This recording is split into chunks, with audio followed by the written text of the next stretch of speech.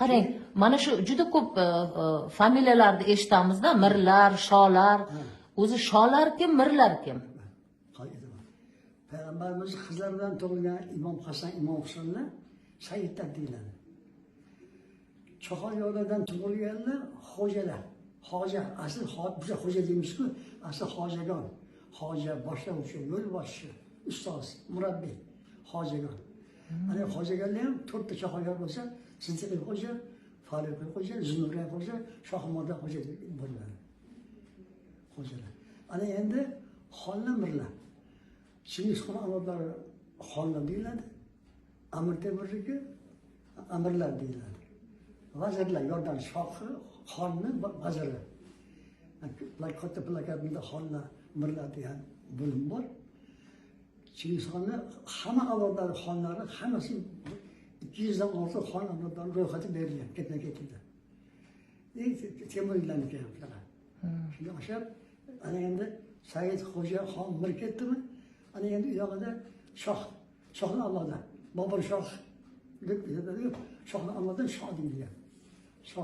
Shoh Hakim, Shoh Jalil, Shoh Ikrom. Bobosi Abdu, Allohning ismini qo'ygan ismiga Abdul qo'yib etilgan.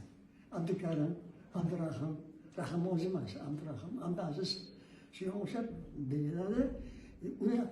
Bu nasldan bo'lmaganlar fuqaro deyiladi.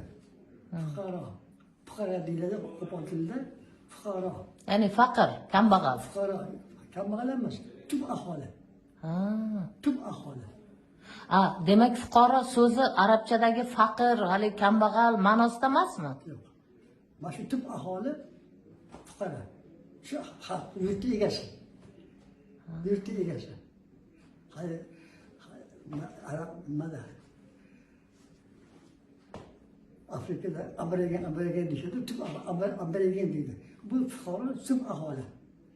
Sayyidlar, xo'jalar, xonlar birlikda kelgan. Bu aholi emas.